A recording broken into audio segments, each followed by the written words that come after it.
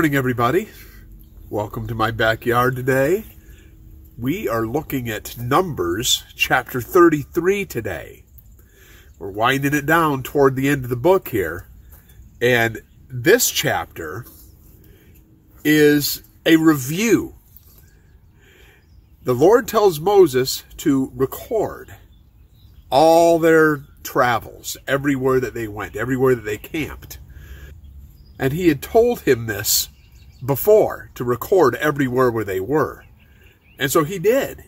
He recorded exactly every place that they camped over those 40 years in the wilderness. And in this chapter, he reviews it all. And there's a lot of really interesting things in this chapter. Now, starting out here in verse 1 of chapter 33, it says that these are the journeys of the children of Israel, which went forth out of the land of Egypt, with their armies under the hand of Moses and Aaron. Okay? And Moses wrote their goings out according to their journeys by the commandment of the Lord. And these are their journeys according to their goings out. Okay? Now, in Deuteronomy chapter 8, verse 2, this is brought up there also. It says there, "And thou shalt remember all the way which the Lord thy God led thee these 40 years in the wilderness, to humble thee and to prove thee, to know what was in thine heart, whether thou wouldest keep his commandments or no." Okay? Now, in reading through this whole narrative here in this chapter, it just really got me to thinking about how we remember different things that happen in our life. You know, in our travels, in all our movings about, and the things that the Lord led us through. And I have a pretty good memory. I remember years. I'm not so good with specific days, but I can remember years where I lived in this place, and then I moved and I went here, and then I moved and I went there, and then this happened and this happened. And my wife used to just be amazed at the way that I could remember exactly where we were in any given year. Usually in any month, I could remember where we were and what we were doing. Now, I haven't written it down, you know, and maybe I should. I don't know. And I just feel that, you know, whose benefit would that be? Unless it was for my benefit, just to remember it. Because it's good to remember everything that the Lord brought us through, right? Where we've come from and where we're at now. Let's go on here. Verse 3, "And they departed from Ramses in the first month." Now, he's starting clear back at the beginning when they left Egypt. Right? They departed from Ramses in the first month on the 15th day of the first month. That's when their time counting changed. The first day of the year used to be in the autumn. And here, when they left Egypt, that was changed. And the first day of the year became the month of Nisan. They departed from Ramses in the first month on the 15th day of the first month, on the morrow after the Passover. Right, because they had the Passover, remember? The night right before they left, the first Passover. On the morrow after the Passover, the children of Israel went out with a high hand in the sight of all the Egyptians. Now, what that means there, when it says that they went out with a high hand, it means that they went out triumphantly. You know, they weren't hanging their heads, not at all. It was a great victory. It wasn't so much for Egypt, because all the firstborn in Egypt died because they would not let them go. You know, and then finally they did. But they went out triumphantly with a high hand. Verse 4, "For the Egyptians buried all their firstborn," right there it is, "which the Lord had smitten among them. Upon their gods also the Lord executed judgments." Isn't that interesting? Upon their gods. Now, of course, their gods weren't even real. Unless they were pagan deities, maybe demonic entities that were behind those gods that they worshipped. And that's usually what it was. And the children of Israel removed from Ramses and pitched in Succoth. And they departed from Succoth and pitched in Etham, which is in the edge of the wilderness. And they removed from Etham and turned again unto Pihahiroth, which is before Baal-zephon. And they pitched before Migdol.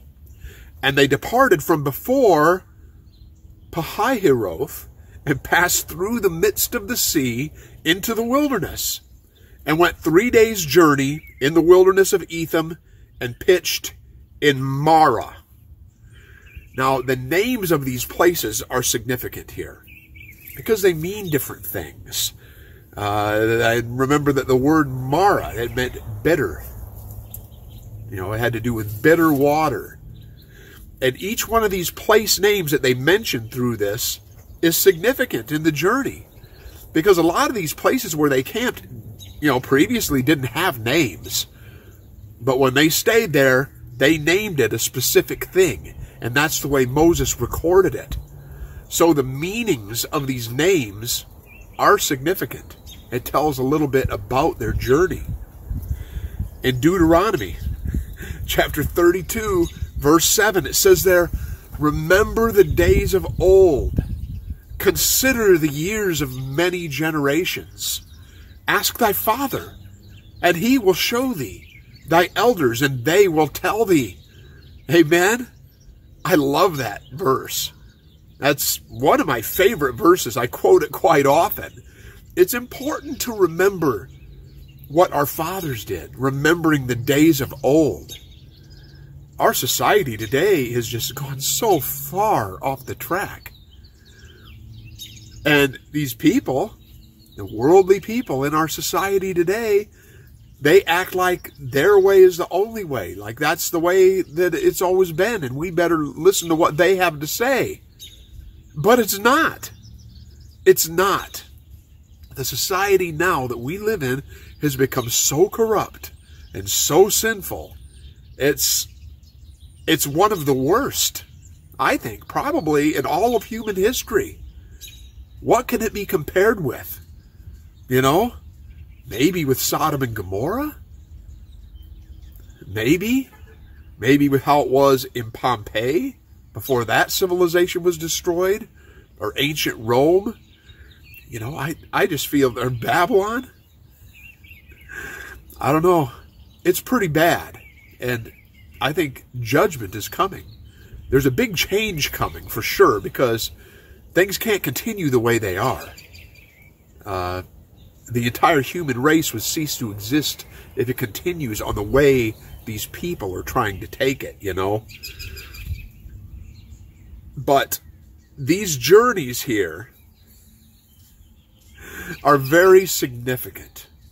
And we can do this in our own life. If you look back on your own life, you can think of different places where you went, and you can think of different specific things that happened that had to do with your relationship with the Lord, and where different things changed in your life. So let's go on here. I'm going to read through these, and it's hard to pronounce some of the names of these places. And in going through it, I'm going to bring up the meanings of some of the names. I can't do all of them. But in your own research, you can go back and look at this chapter and look at each one of these place names, like in the Strong's or in the Blue Letter Bible or something like that. And it's really interesting what the names are. But going on here, verse 9, "And they removed from Marah and came unto Elim. And in Elim were 12 fountains of water, and 70 palm trees. 70, that's 70. And they pitched there. And they removed from Elim and encamped by the Red Sea. And they removed from the Red Sea and encamped in the wilderness of Sin." That's when they went through the Red Sea, right? And they took their journey out of the wilderness of Sin and encamped in Dophkah. And they departed from Dophkah and encamped in Alush. And they removed from Alush and encamped at Rephidim, where was no water for the people to drink. Yeah, that's when they complained about the water. And Moses brought water out of the rock there. At the base of Sinai is where that happened the first time. And they departed from Rephidim and pitched in the wilderness of Sinai. Now they were there for a while. They were there for close to a year. And they removed from the desert of Sinai and pitched at Kibroth Hattaavah. All right? Now, Kibroth Hattaavah means graves of lust. And I brought that up when we did that chapter. And that was when they complained about the manna. They were complaining about the bread from heaven. They wanted something different. They were tired of eating the same thing every day. Yeah. They were tired of bread from heaven. Imagine. It's human nature, I guess. And the Lord brought quail into the camp. And they were so gluttonous about it. And their lust for meat took hold of them. And many of them became sick. And thousands of them died. And they were buried there. And so that's why the name of that place they called Graves of Lust. Because their lust killed them. Now, one thing also that I was reminded of in going through this is that in our lives, we have no continuing city, right? Just like what it said in the book of Hebrews. In chapter 13, verse 14, it says, "Therefore here we have no continuing city, but we seek one to come." Yeah, we do. And one day, when we reach our destination, there'll be no more of this moving and changing locations and changing, our ways of life. It's not necessarily physically moving. There can be changes in your life without physically moving. I had a big one 3 years ago when I lost my wife. It's a huge change. Huge change. A change that I'll never recover from, probably. Not in this life. But that was a huge change. It was a move. Because my whole way of life, my whole way of thinking changed. The Lord drew me very close to Himself. And that's still going on. But yeah, we have no continuing city here. We may find a place and settle down and we think, oh, it's nice to settle down. This is where I'm going to plant myself, but then there's always changes, and you do wind up either physically moving or your life circumstances change like it did with me, and your whole life has changed. All right, now this is their journey to the Promised Land. But in the physical, even when they got to the Promised Land, it wasn't anything permanent, was it? No. Verse 17, "And they departed from Kibroth Hattaavah," that was the graves of lust, "and encamped at Hazeroth. And they departed from Hazeroth and pitched in Rithmah. And they departed from Rithmah and pitched at Rimmon Perez. And they departed from Rimmon Perez and pitched in Libnah. And they removed from Libnah and pitched at Rissah. And they journeyed from Rissah and pitched in Kehelathah." Now, that there, Rissah, they journeyed from Rissah, that means ruin. I don't know. Maybe there were ruins there. Could be. Or something bad happened, maybe, that caused ruin. I'm not sure, but that's what they named it. And then they moved from Rissah to Kehelathah.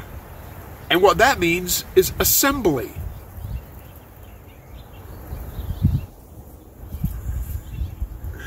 So see what I mean? Each one of these names means something.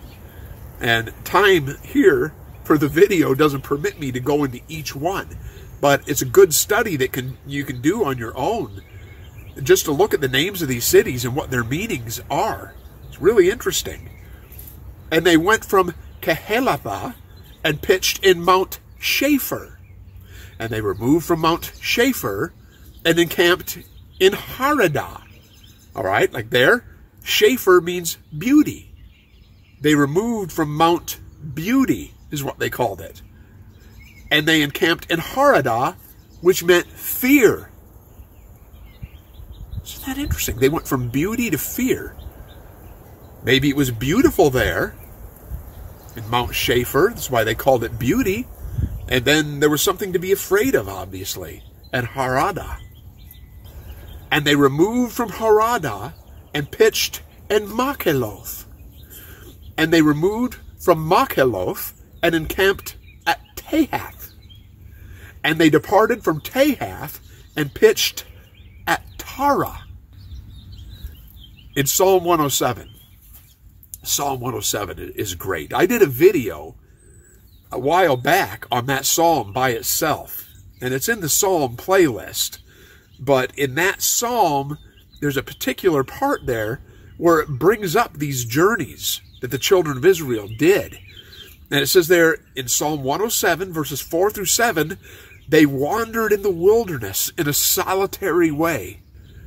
They found no city to dwell in. Yeah. Now we can look at this spiritually and compare it to our lives, correct? This was physical, but it can also be taken spiritually. They wandered in the wilderness in a solitary way. They found no city to dwell in. Hungry and thirsty, their soul fainted in them. Hungering and thirsting. Not necessarily physical there, right? Then they cried unto the Lord in their trouble, and he delivered them out of their distresses. And he led them forth by the right way, that they might go to a city of habitation. Yeah. Now in that song, he's speaking of this here, but there's so much more to it, you know. Let's go on. Verse 28. And they removed from Tara and pitched in Mithkah. And they went from Mithkah and pitched in Hashmanah. And they departed from Hashmanah and encamped at Moseroth. And they departed from Moseroth and pitched in Banajakan. Banajakan. I'm not sure how to say that one there. Now, they didn't pronounce the J's, so it might have been Benayakan, something like that. And they removed from Benayakan and encamped at Horhagidgad. Horhagidgad? Something like that. And they went from Horhagidgad and pitched in Yotbethah. All right. These are like tongue twisters trying to say some of these. Now, Horhagidgad meant cavern of Gidgad. All right? Cavern of Gidgad. So obviously there was caverns there. And Jotbatha, or Yotbethah, maybe is how that's pronounced there, meant pleasantness. So there were caverns in the one place, and then in the other place it was a pleasant place to be, I guess. Verse 34, they removed from Yotbethah and encamped at Ebronah. And they departed from Ebronah and encamped at Ezion-Geber. And they removed from Ezion-Geber and pitched in the wilderness of Zin, which is Kadesh. Now, getting towards the end of those 40 years of travels here. It's getting close. And they removed from Kadesh and pitched in Mount Hor, in the edge of the land of Edom. Yeah. Now, I remember that specifically. That was where they asked the Edomites to pass through their land, because it would have been quicker to where they were going. And the Edomites wouldn't let them. So they had to go around another way. And Aaron the priest went up into Mount Hor at the commandment of the Lord and died there. Yeah. And they took his priestly garments and put them on Eleazar his son. And that was in the 40th year, it says, after the children of Israel were come out of the land of Egypt in the first day of the 5th month. Now, the first day of the 5th month, that would have been right around the middle of our July, somewhere around there. So it would have been right in the middle of summer, you know. And Aaron was 123 years old when he died in Mount Hor. And King Arad, the Canaanite, which dwelt in the south in the land of Canaan, heard of the coming of the children of Israel. That's all it says about it here. But when we read that, that was where this Arad came out against them, to war against them, and took some of them captive. So the Israelites had to go into battle then, and they did, and they defeated Arad and got all their people back. Now there's some people working a couple houses away here. They're putting a new roof on one of the houses. So if you hear some interference in the background, that's what that is. They're doing roofing over there. Verse 41, and they departed from Mount Hor and pitched in Zalmonah. And they departed from Zalmonah and pitched in Punon. And they departed from Punon and pitched in Oboth.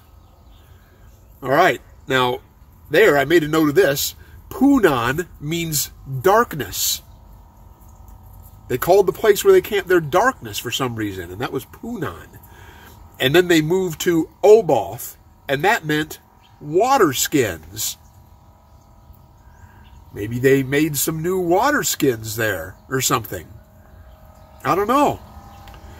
But I'm thinking that whatever it was that they named the place would help them to remember what it was and what it was that happened there, you know. And they departed from Oboth and pitched Ijeabarim, or Ijeabarim, in the border of Moab. And they departed from Lim and pitched in Dibon-Gad. And they removed from Dibon-Gad and encamped in Almon-Diblathaim. Right, now, Dibon-Gad means wasting.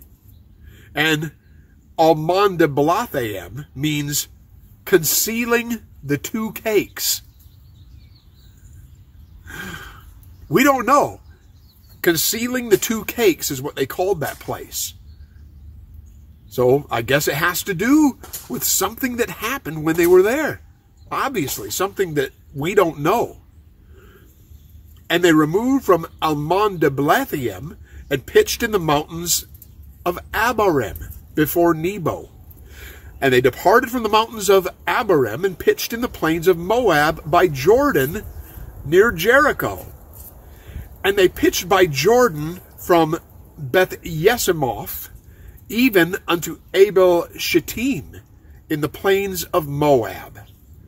And the Lord spake unto Moses in the plains of Moab by Jordan near Jericho, saying, Speak unto the children of Israel, and say unto them, When ye are passed over Jordan into the land of Canaan, then ye shall drive out all the inhabitants of the land from before you, and destroy all their pictures, and destroy all their molten images, and quite pluck down all their high places.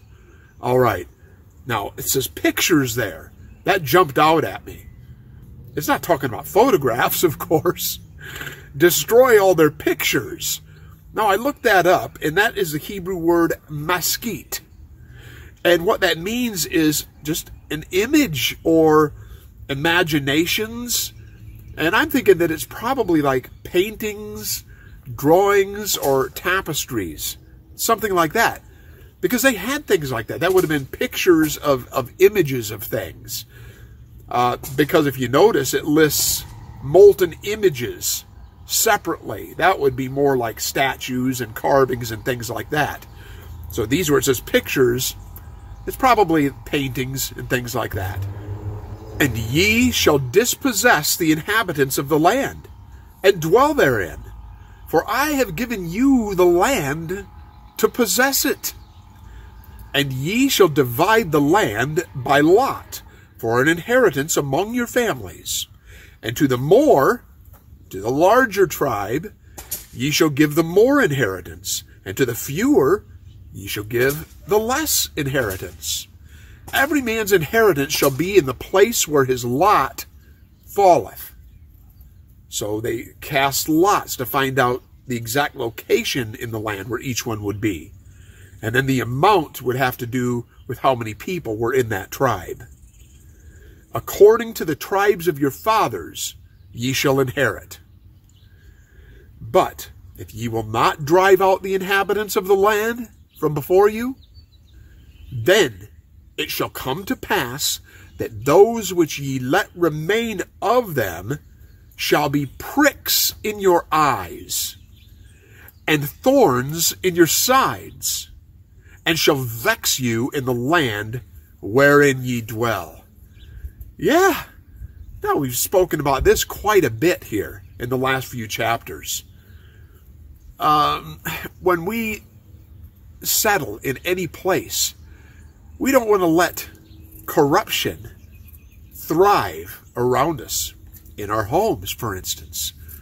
For me, I can't have that in my home. I can't have somebody living here who is not living a Christian life. I won't have that in my house, because then it brings bad vibes, bad spirits, bad, negative things into the house where I live. And I'm not going to allow that. I don't care if it's a son or, a grandson or anything like that. I won't allow that in my house here. And as Christians, we need to consider those things. Any place where we're going to live. Of course, we can't avoid this in the world, and we need to draw others in and help to lead those who are lost out of their corruption, their world of sin, right? Yeah. Yeah, because that's a dead-end road. And he's saying here that if they allow that to remain among them, he says it'll be pricks in your eyes and thorns in your side, and they'll vex you in the land where you dwell. And it'll destroy your relationship with the Lord. It'll drag you down into a morass where you don't want to be. Verse 56, moreover, it shall come to pass that I shall do unto you as I thought to do unto them. Now this is the Lord. This is Yehovah speaking here, saying what he intends to do to the wicked. If you mix yourself with them, then he'll do to you what he intended to do to them. This is a serious thing here. Of course, our final destination in the new heaven, in the new earth, which we all look forward to, in Revelation chapter 21, verse 27, it says there, and there shall in no wise enter into it anything that defileth. It's speaking of the new Jerusalem here. There shall in no wise enter into it anything that defileth, neither whatsoever worketh abomination, or maketh a lie. Yeah, it's a place of truth and goodness and light. But they which are written in the Lamb's book of life, those will be the only ones there. Yeah. On the surface, a lot of these things in the Old Testament, on the surface, they seem monotonous. And it's like, oh, listen, to all this, they're saying they left here and went there and left here and went there, and it can become tedious. But right underneath the surface, like I was saying, if you look at the meanings of the names of these places, it reveals a lot about where they traveled and things maybe that they experienced there. And we do that in our own lives, don't we? We think about places where we were, things that we went through, And there's specific things that we remember about each place and each event.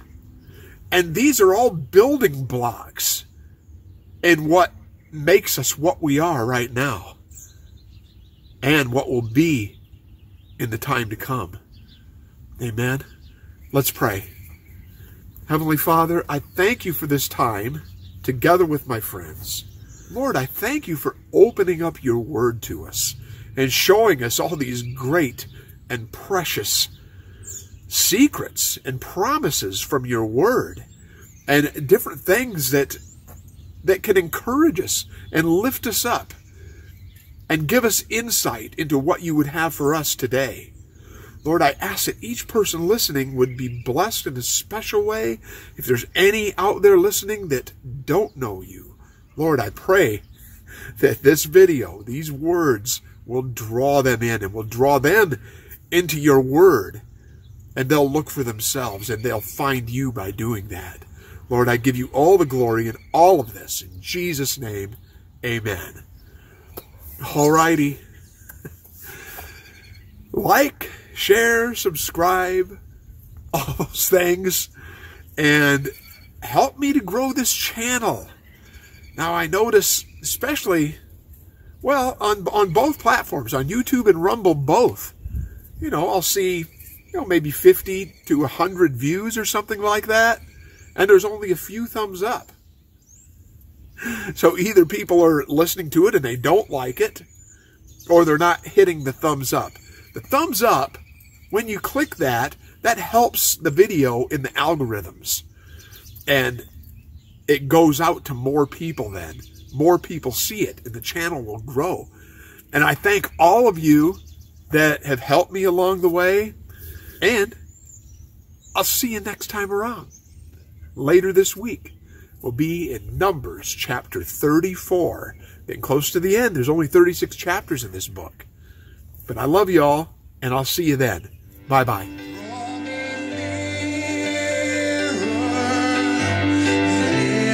Blessed